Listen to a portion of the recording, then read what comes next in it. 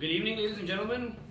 Welcome to our Theology Friday here at Acts Reformed Fellowship. We thank the Lord that we can come once again and be able to meditate on the Word of God and be able to seriously think about the doctrines of the church and of our Lord. Also, because we're a Reformed church, we like to focus on the great doctrines of the Reformation, and today we're going to actually begin a study on one of the solas of the Reformation, and it's going to be a study through the sola scriptura, and we're going to be dealing today with the issue of the sufficiency of Scripture. So this is something that we've been wanting to do for the sake of people who have been inquiring about the position of Scripture, because as we know, there are different churches out there, and not all the churches believe in sola scriptura. We have Eastern Orthodox churches, we have Roman Catholic churches, and we also have other groups such as the Mormons, the Jehovah's Witnesses, who do not believe in sola scriptura because they believe that God still speaks and that revelation that we have hasn't ended just with the Scriptures, but that God is still bringing about revelation. We do not believe that is the testament of the testament of the faith, or that the Scriptures themselves, which a lot of these groups attest to follow, that is actually the position. So what we want to do today is we want to go ahead and examine that. Para las personas que hablan en español, estamos ahora haciendo una lección sobre una de las doctrinas importantes de la Reforma, de sola escritura, y vamos a tener ahora un entendimiento de cómo es suficiente las Escrituras para la fe. Y sabemos que hay diferentes grupos que son llamados cristianos, como la Iglesia Griega Ortodoxa, la Iglesia Católica Romana. Hay otros grupos también que dicen ser cristianos, como los mormones, los testigos de Jehová, que creen que revelación todavía sigue.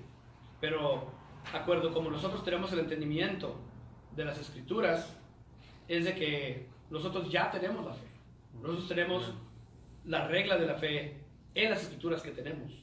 Y eso es nuestra autoridad y la que tenemos que seguir. Así que eso es lo que vamos a empezar a ver ahora.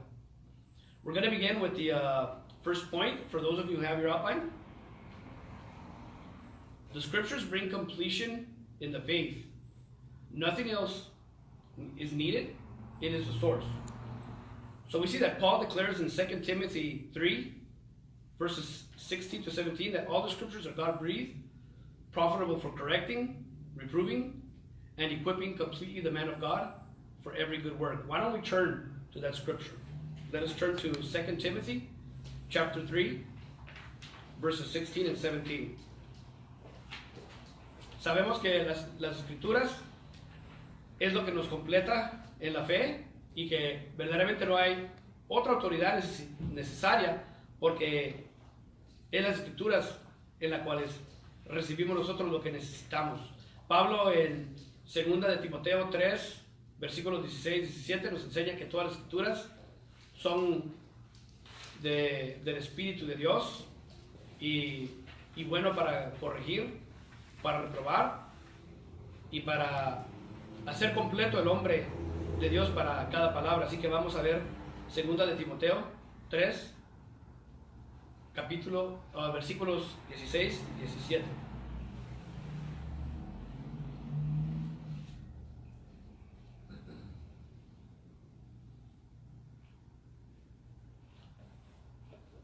The Scripture reads as follows: All Scripture is breathed out by God and profitable for teaching, for reproof, for correction, and for training in righteousness, that the man of God may be complete, equipped for every good work. Now, the first question that we're always asked by people who don't hold to the particular view that it is only, or that it is sufficient, is Do you see anywhere here in the text that it says that it is only, that is the only thing that is needed in the faith? Si usted ha leído los versículos 16 y 17 sobre las escrituras que habla Pablo, la primera pregunta que es hecha es, ¿dónde dice aquí que es solo las escrituras? Que no hay necesidad de otras cosas, pero solo las escrituras. La palabra sola no está ahí, pero nosotros describimos esto como solo las escrituras, porque si usted ve aquí el versículo que nos está enseñando, de que todo lo que es necesario para la obra de Dios, ¿en qué es encontrado? Escrituras. En las escrituras. All that is necessary in order to be equipped for every good work is found where? In the scriptures. Yes. Now, does that mean that we don't need our pastors, we don't need our deacons, we don't have authorities? Yes, we have authorities, because the scriptures themselves speak of authorities, right? And the Bible actually itself speaks of the importance of the church. Right. So, for instance, I know that, particularly with Roman Catholicism, that's very much a focus for them. For them, it's very important that the importance of the church is extremely high for them, and the authority of the church. But the point that we're making is, it's not that those things are not important, or that they're not even necessary, because obviously if the Lord gave it to us, it is part of the faith. But what is the source? What is our God-breathed standard? ¿Qué es lo que tenemos nosotros que es del Espíritu de Dios? Sabemos que la iglesia es importante y tenemos religiones como la Iglesia Católica Romana, que dice que aquí no dice solo que es solo, ¿verdad? Las escrituras que he necesitado para las obras, porque por eso Dios el Señor ha dado a los pastores, ha dado a la iglesia, a los líderes, y todo eso es importante porque sí es parte de la iglesia. El Señor estableció su iglesia. Pero, ¿qué es lo que es verdaderamente inspirado por Dios? Podemos decir nosotros que los sacerdotes, los maestros, los diáconos o los pastores están igual como las escrituras. ¿Son infalibles ellos? No. ¿Verdad? Hasta en el catolicismo es creído que el Papa es infalible, pero no infalible en todas cosas, pero solo cuando se refiere a cosas del dogma, ¿verdad? Pero las escrituras son completamente infalibles. ¿Por qué? Porque es lo que viene inspirado del Espíritu de Dios. Y lo que nosotros estamos viendo aquí es de que qué es lo que necesitamos nosotros, de qué es lo que tenemos que depender nosotros, qué es lo necesario, las escrituras. ¿Verdad? Porque si uno de todos modos estuviera en una situación, estuviera solo, pero tiene uno las escrituras, todavía puede ser guiado. Aunque uno no tenga a un hombre, uno todavía puede seguir la fe por la palabra de Dios. Vamos a ver el segundo punto. We're going to now look at the second point. Jesus taught in parables that the scriptures alone bring what is necessary for salvation. In the parable of the rich man and Lazarus, Jesus explains in Luke 16, verses 24 to 31, that without Moses or the prophets, the scriptures, without the Moses or the prophets, the scriptures, that the dead will not even listen. So let us turn to Luke 16, verses 24 to 31. Segundo punto que estamos viendo es de que Jesús, hasta en las parábolas, en particular la parábola de el hombre rico y Lázaro, Jesús nos da a saber de que ni los muertos pueden, ¿cómo se dice? Ni un muerto, aunque venga un muerto, uno no puede recibir la palabra de Dios, porque lo que es dado por Moisés y los profetas, que es en referencia a las escrituras, que era el Viejo Testamento en ese tiempo. Y vamos a ver el capítulo 16 de Lucas, los versículos 24 al 31.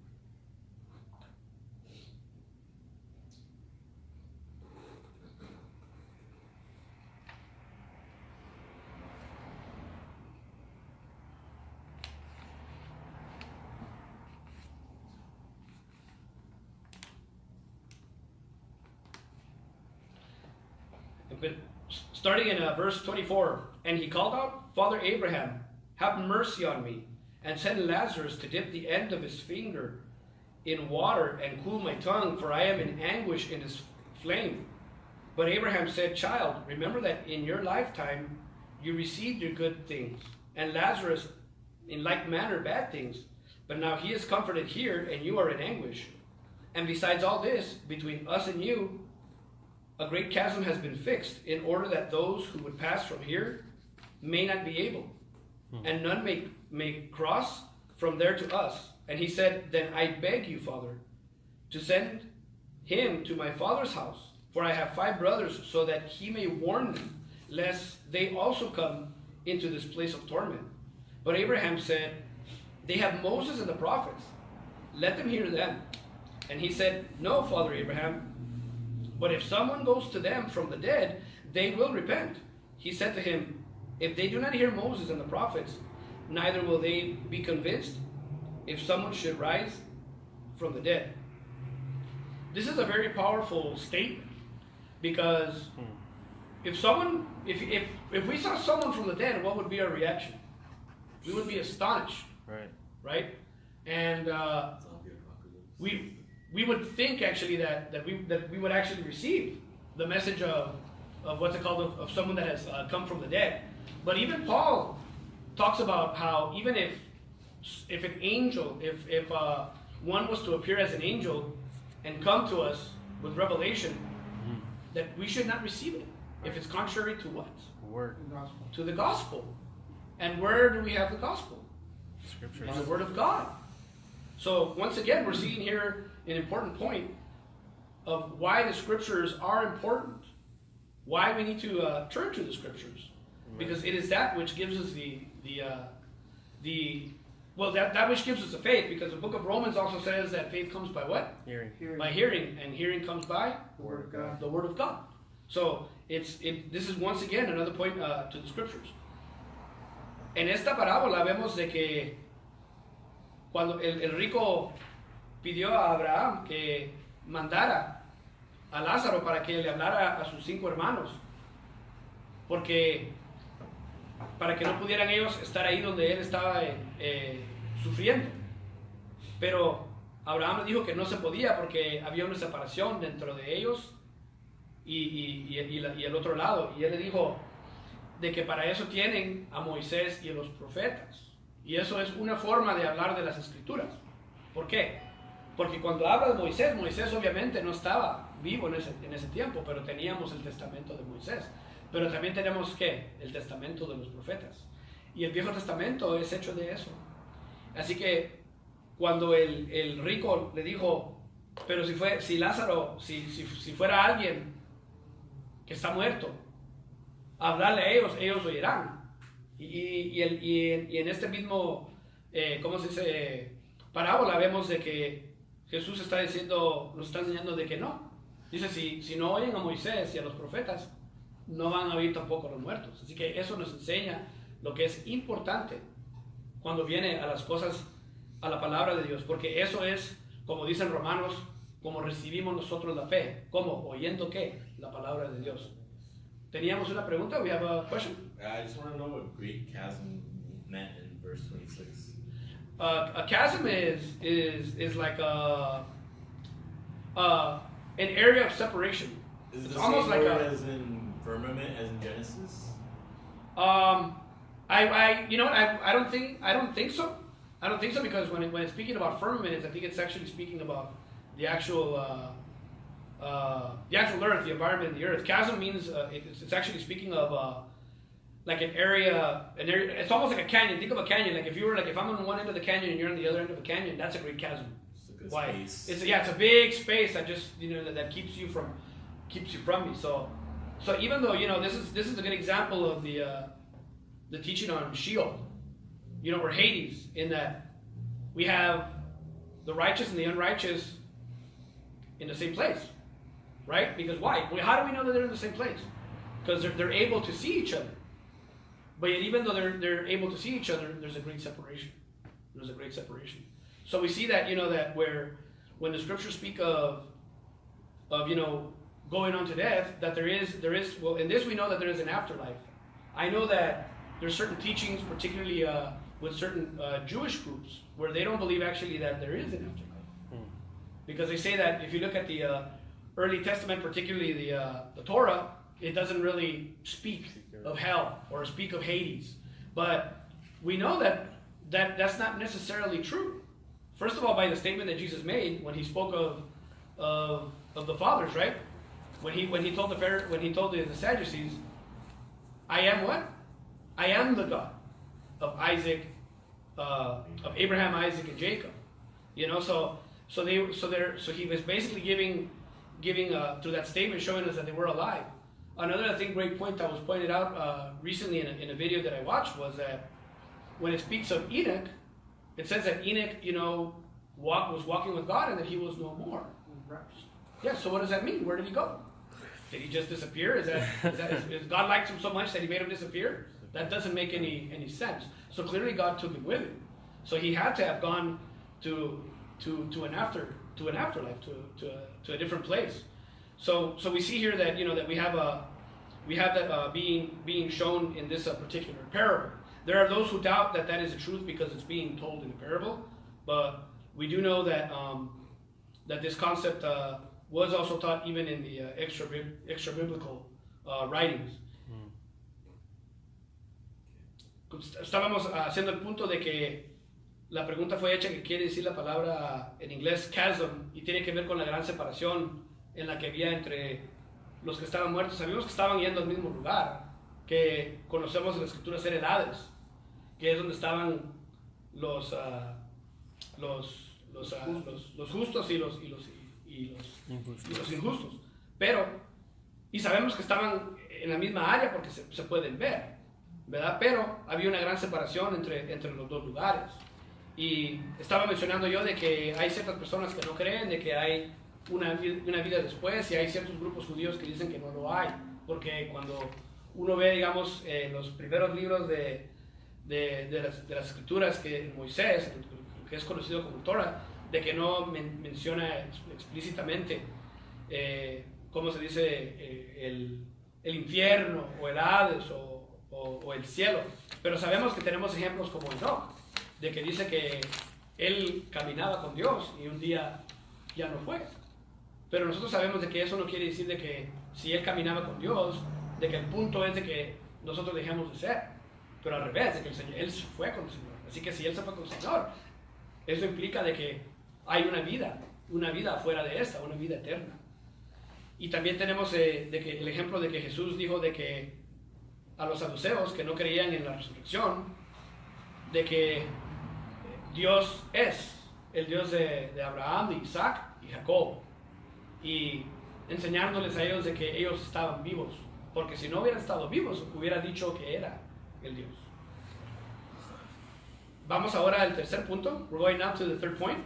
God declared early on by testing of the Israelites in the wilderness the necessity of God's word. Vemos que Dios también temprano los enseñó por las pruebas que le puso a los israelitas cuando estaban en el desierto, la necesidad de la palabra de Dios. Deuteronomy 8:3, God tested Israel to learn that they must live by the word of the Lord.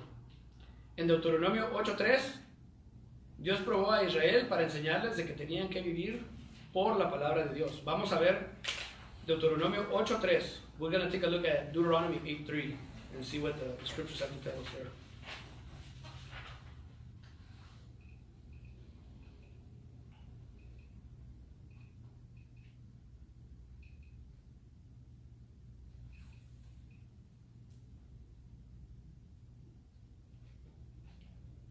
Verse 3, and he humbled you, and let you hunger, and fed you with manna, which you did not know, nor did your fathers know, that he might make you know that man does not live by bread alone, but man lives by every word that comes from the mouth of the Lord.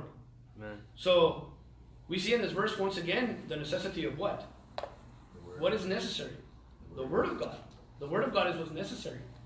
And so, if we have the Word of God today being given, well, first of all, we know one thing for sure, And that's that if one is to say that they have revelation from God, what does Deuteronomy 18 teach us?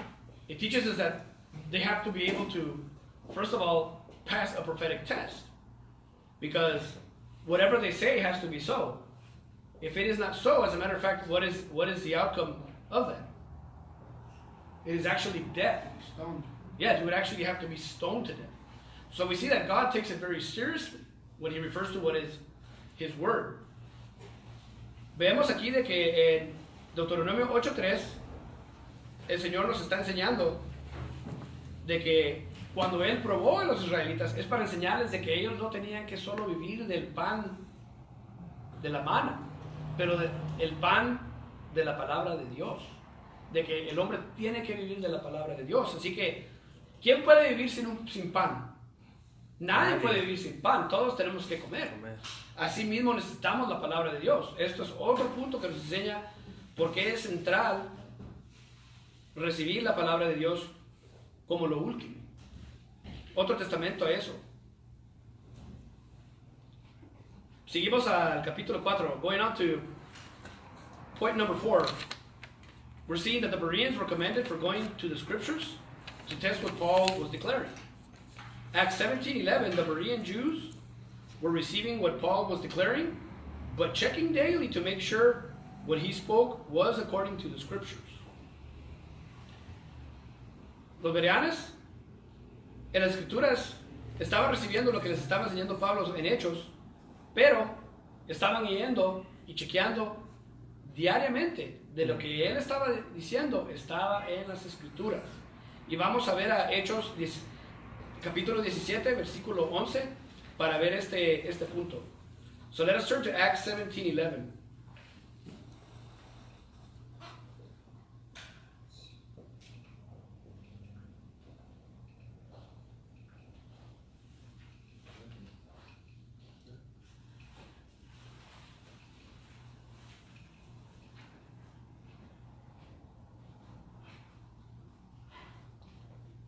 Acts 17:11. Now these Jews were more noble than those in Thessalonica. They received the word with all eagerness, examining the scriptures daily to see if these things were so. So we see here, as we spoke about, that the message was being given and they were receiving it. But what were they doing? They were testing it. And what was it? They could have been going to the rabbis, right? They could have been going to the rabbis. They could have been going to, their teachers, people maybe that they trusted, that were in the faith, and yet we don't see that that's the example. The example that's actually given is that they went to the scriptures. It shows us that it is central. It is central that we look to the truth that is in scripture, and that it's what's being set down.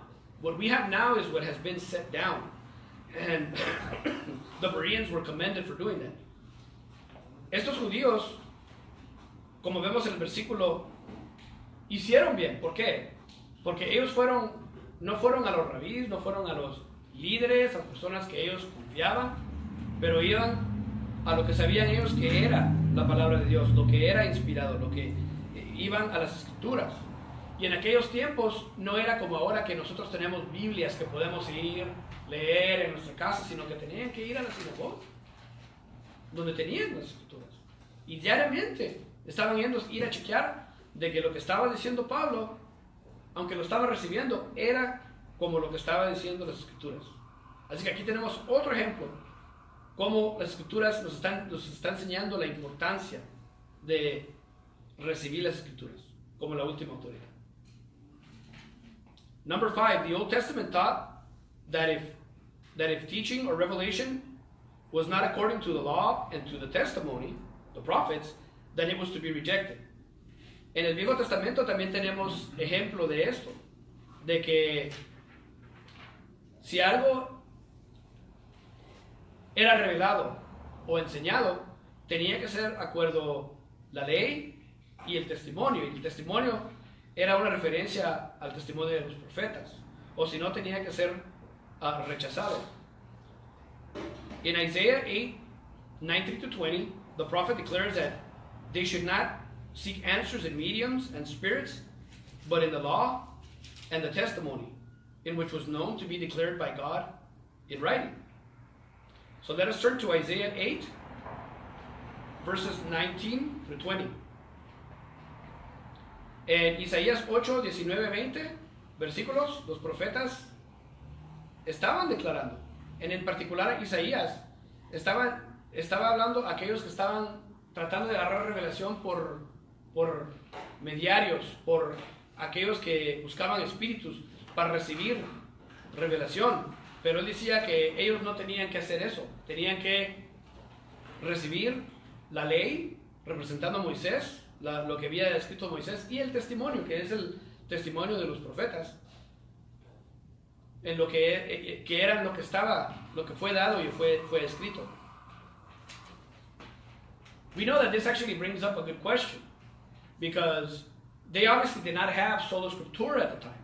Why? Because they didn't have the complete revelation, right?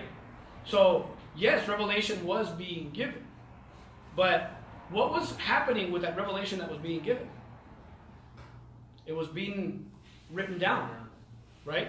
You know, there's the argument that there is an oral tradition. The Jews believe that. I believe that I think Roman Catholics also obviously believe in an importance of oral tradition. But the problem with the concept of the oral tradition is that, can one really test it in the same way that we can test what is written? Because the problem is that with the oral traditions, we actually, because they were oral, well, you have, first of all, different teachings and different things that were set down. But with the scriptures, can we say it's the same way? No. No, we have a definite teaching. And the reason that we know it is because, you know, the apostles and the prophets actually make reference to it. Even Jeremiah. When Jeremiah read, you know,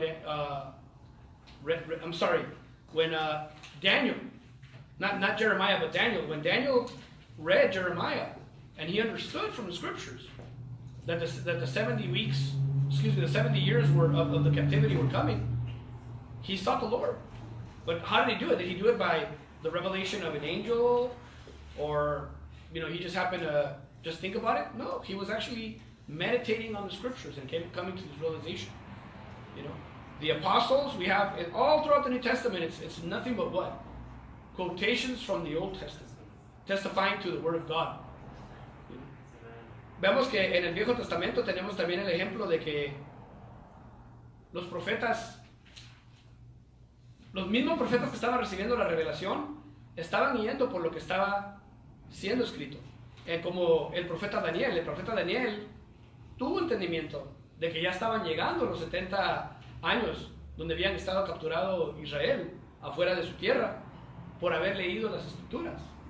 Y sí hubo revelación de un ángel que le trajo, pero el ángel no fue el que le dijo, mira, aquí estos 70 años, ya es el tiempo de los 70 años, sino que eso vino por él haber leído las escrituras y respondiendo a eso, haber orado al Señor, y el Señor mandó un ángel que dio la revelación que vemos en el capítulo 9, que habla sobre el futuro de los reinos y lo que iba a pasar, incluyendo las profecías del Mesías y de la venida de lo que nosotros reconocemos ser Jesucristo.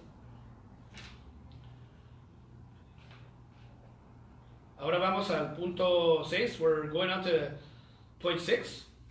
Paul taught to not go beyond what is written to Apollos. Pablo le enseñó a Apolos que no ir y enseñar esas cosas que son afuera de lo que ha sido escrito. In 1 Corinthians 4:6, Paul tells us the church in Corinth was to apply the same principle he taught Apollos, one of the great preachers of the day, to not teach beyond what has been written in the scriptures. Even though Paul was an apostle who was receiving revelation from God, we only need what is set down in the writings. So in other words, for us, because we no longer have apostles, right? We had the 12 apostles, and when the last apostle died, we know that revelation finished, right? So we have what's been set down in the scriptures, but we have here a good example where we have actually Paul who was receiving revelation. But even he himself, as one who was receiving revelation, he was teaching Apollos an important principle, and that is to not focus and go beyond that which is written. So we're supposed to be speaking those things that have been received. And so from what we're looking at here, what was received? What was the tradition? Because the Bible does speak about tradition. But the question that we have to ask is, what is that tradition? The tradition is the gospel, the faith. That is the true tradition. And so that's why Paul is admonishing Apollos to do that particular principle, even though obviously Sola Scriptura would not have applied at that time, because we still didn't have the fullness of the scriptures. But we know that at the end of the last at the death of the last apostle, we no longer have revelation, and therefore this is why we believe in Sola Scriptura. La razón por que nosotros recibimos las escrituras es porque Pablo, siendo un apóstol, aunque estaba recibiendo él todavía revelación por el Espíritu de Dios, él mismo ya estaba enseñando de que necesitamos nosotros, y enseñándole a aquellos que eran los grandes líderes y predicadores como Apolos, de que tenían que ellos estar meditando y enseñando las cosas que estaban siendo escritas. ¿Por qué? Porque lo que estaba siendo escrito es la fe, el Evangelio. La Biblia hace referencia a tradición. Eso es lo que es dado, y eso es el Evangelio. La verdad que tenemos del Nuevo Testamento, pero sabemos que eso es lo que es dado en las Escrituras. Teníamos una pregunta. In the Old Testament, was it taught that churches needed to have a prophet to function? Do you mean at all times? Right. Not necessarily, because, for instance, when we look at the Old Testament time, well, particularly 400 years before actually John the Baptist showed up, before the time of Christ, we didn't have any revelation, right? So we had, when Malachi was the last of the prophets, so they didn't have revelation, necessarily happening, during that period. Wasn't Daniel the prophesying around that time? Not in the, no, he was before. He would have been before Malachi. So there was a period in which we didn't have prophets. So it wasn't necessarily necessary to have it.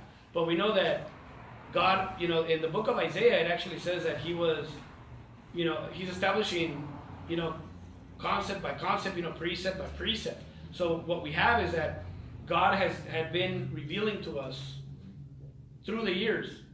So that's one of the reasons why, it's a strange objection to say that we're not going to believe certain things that were later taught, that they were not earlier there, because the faith wasn't given once and for all at the beginning.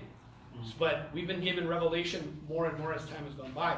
And obviously, for the Christian, because we believe that Jesus is the Messiah, and his apostles, are those who, by which he has given, the gospel, given that this final message, we receive that, but there had to be an end to that. As a matter of fact, this is a little bit this is something that can be contested, I'll be honest, but it is my conviction that in Daniel 9, when the revelation is given and it speaks of prophecy coming to an end, I don't take the view that many futurists do today, which is that that once the end comes and all that is fulfilled. I actually think that it was speaking of the time of Christ.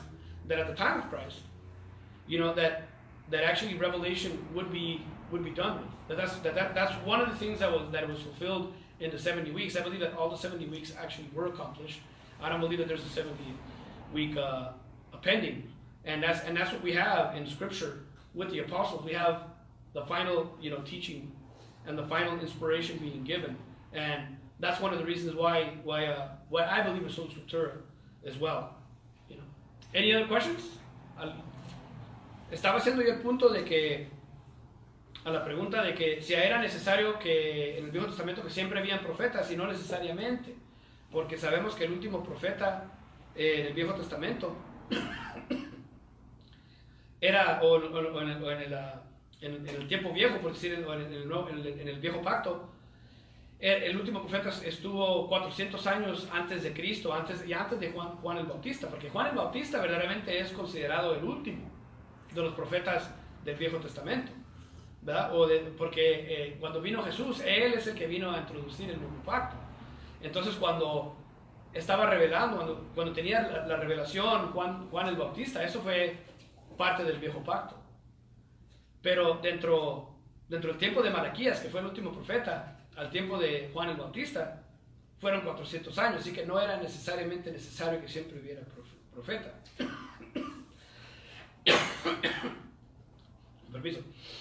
Pero sabemos que al haber venido el Mesías, que es los últimos tiempos, Él escogió a sus discípulos, a sus apóstoles en particulares, para establecer su verdad y su evangelio, y sabemos que al morir el último apóstol, ahí terminó la revelación. Ahora, sin embargo, si seguimos al último punto, este es el último punto de Santiago.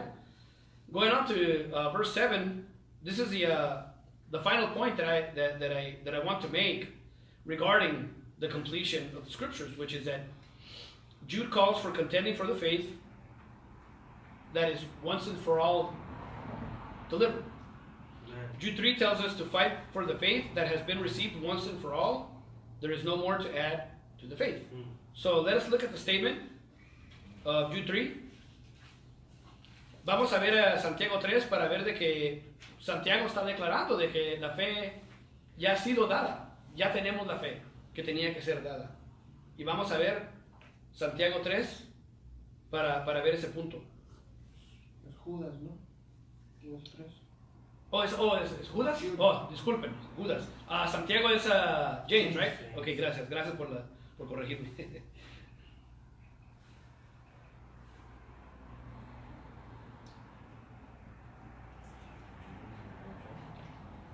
It reads, "Beloved, although I was very eager to write to you about our common salvation, I found it necessary to write appealing to you to contend for the faith that was once and for all delivered to the saints."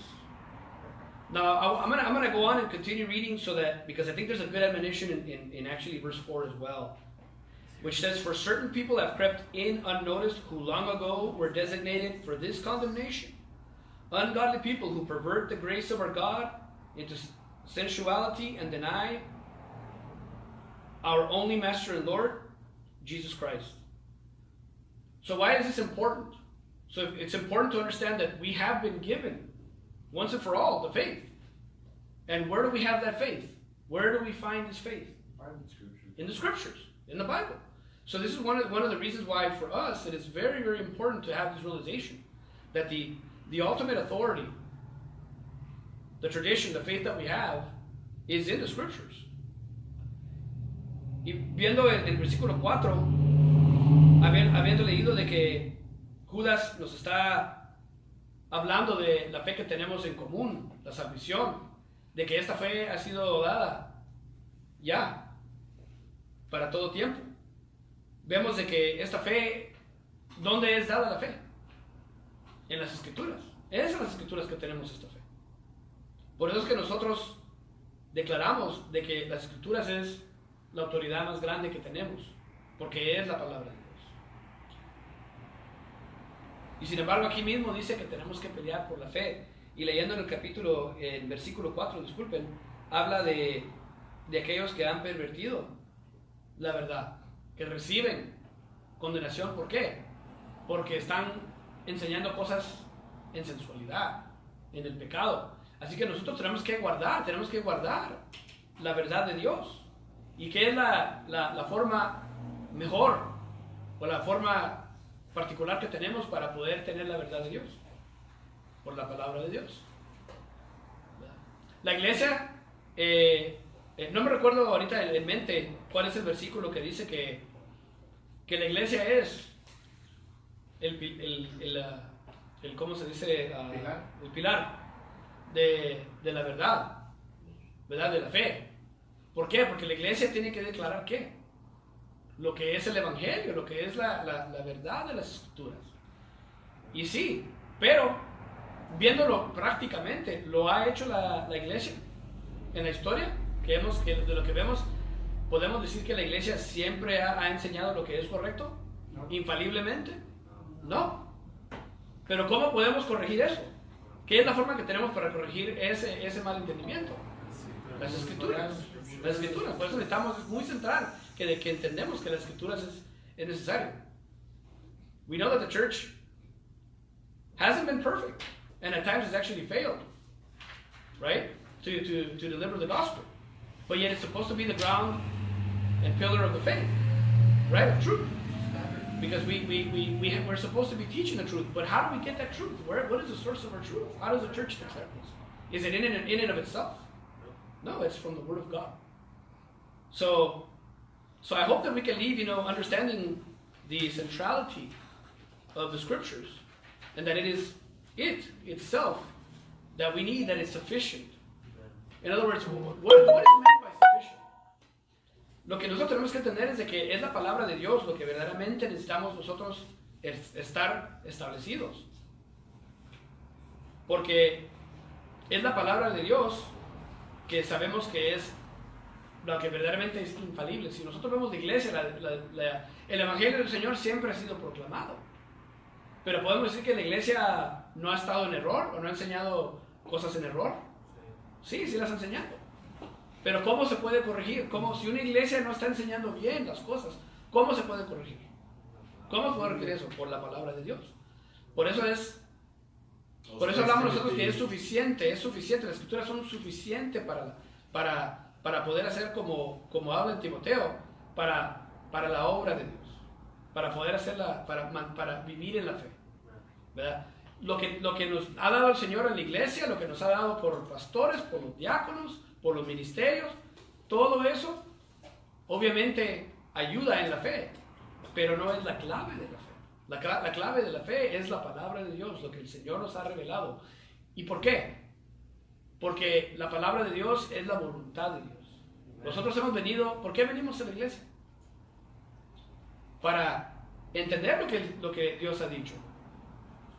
Nosotros creemos la verdad, o creemos, ¿cómo se dice? Creer en mentiras. Why do we come to church? Because we want to know the truth, right? Or do we come to lie to ourselves and deceive ourselves? No. So the reason why we speak of the sufficiency of Scripture is because it is that's the foundation to be able to have guidance and by which God speaks to us. Because of course we know that if God wanted to, He could directly speak to us, but He has not chosen to do that, right? He's actually used angels and prophets, mediators to speak to us, but where has that been set down? In the Bible. So I hope that this lesson was helpful in making a point in as far as the what is necessary for the faith and the necessity of the Scriptures to look to the faith. So thank you, brothers, for being here, and also for those out there who are watching on the internet. And if you have any questions, you can email us or even send them out to our Pastor Kevin through Facebook.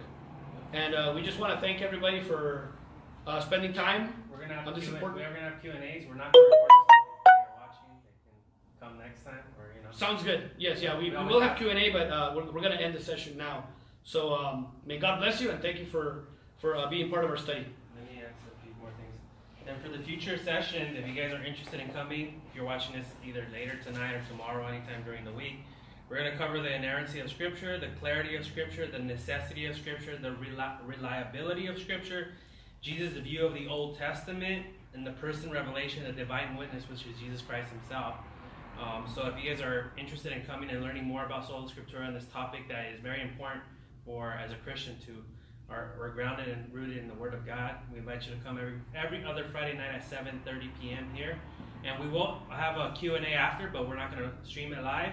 So if you guys have questions regarding any other topic with the Bible, we always invite you here at Acts Reformed Fellowship to come and join us on Friday nights. And God bless you guys. Have a good night. Y no vamos a orar,